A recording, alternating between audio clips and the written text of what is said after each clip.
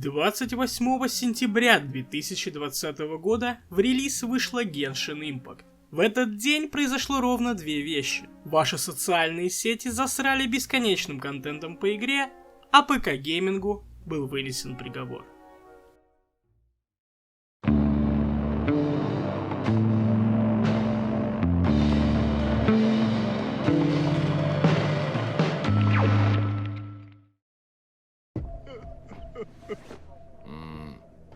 Первый раз?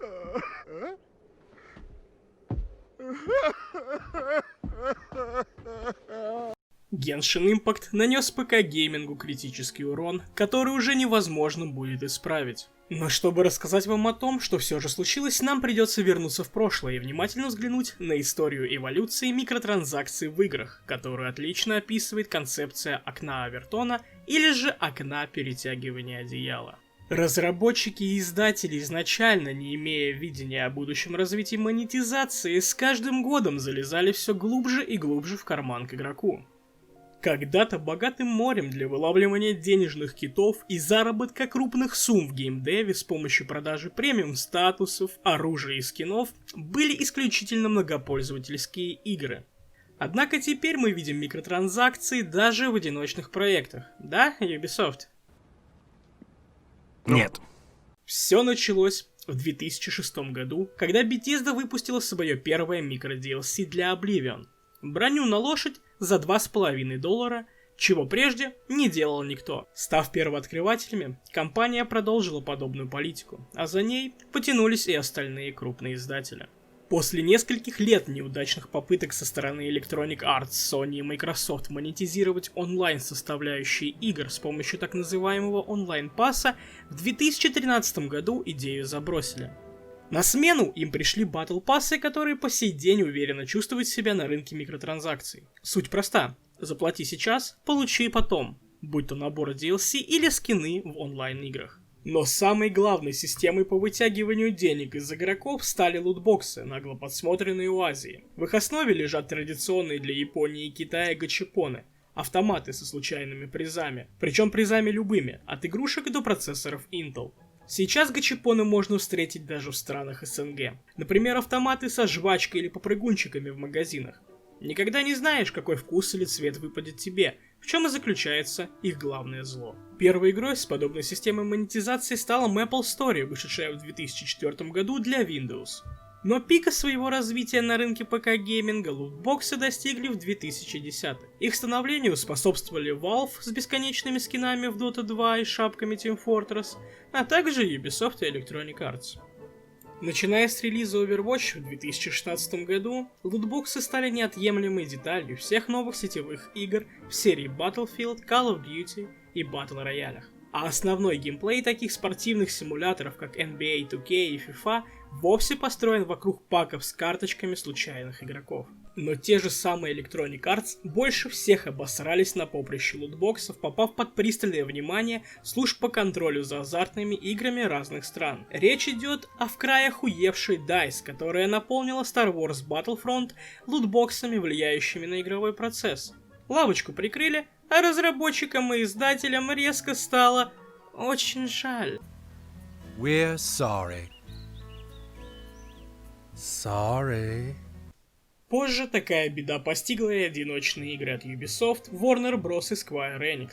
Разработчики стали без стыда добавлять в свои проекты контент, состоящий из часов фарма, и способы сэкономить время, закинув деньги в монитор. А вот на рынке мобильных условно-бесплатных игр донат – явление обыденное. Помимо батл-пассов и лутбоксов, еще одной моделью монетизации стала система энергии, ограничивающая время игры. Геймплей скатился до коротких сессий в ожидании восполнения этой самой энергии. Если, конечно, вам не жалко потратить на нее деньги или посмотреть навязчивую рекламу, чтобы продолжить. Опять этот труп, сука.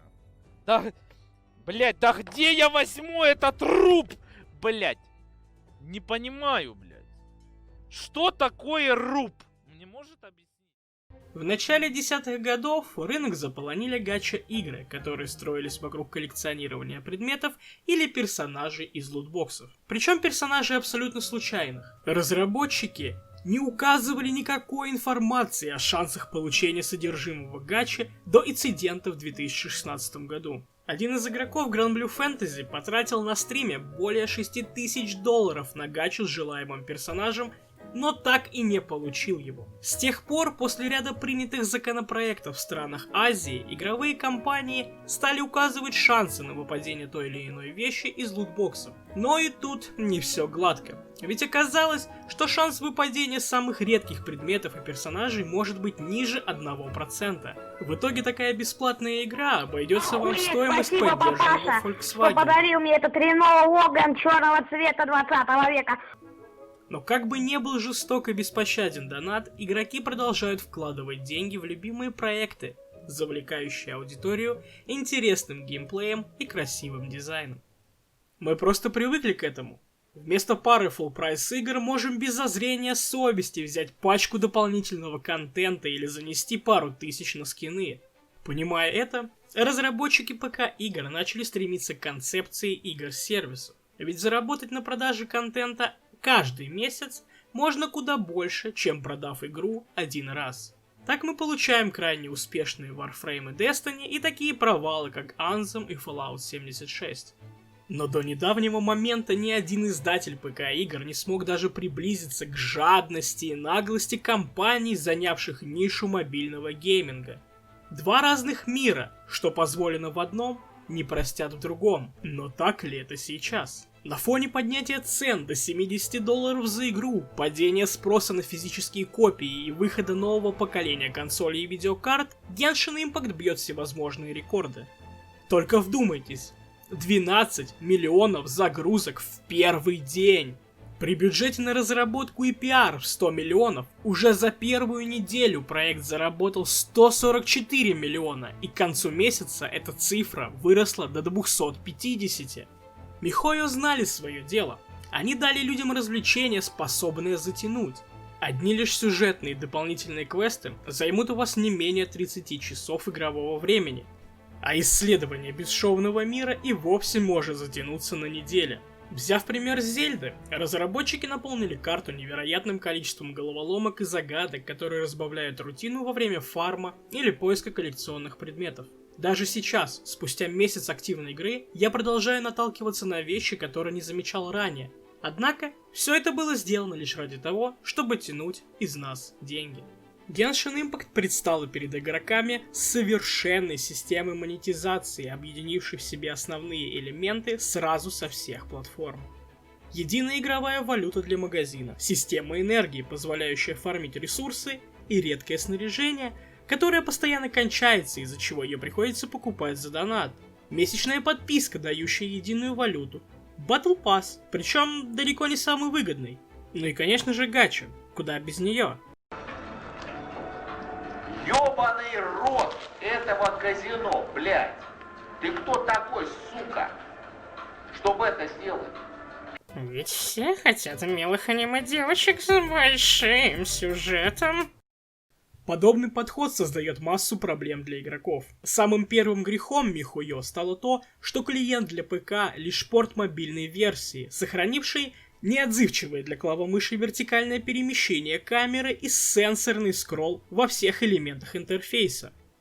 За красивым и плавным геймплеем скрывается тотальная недоработка геймдизайнеров.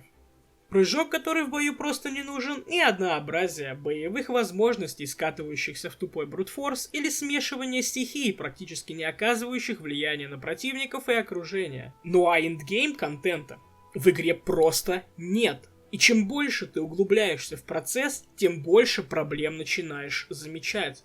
Игра страдает от синдрома Bethesda, когда с прогрессом игрока не меняется ничего, кроме уровней противника.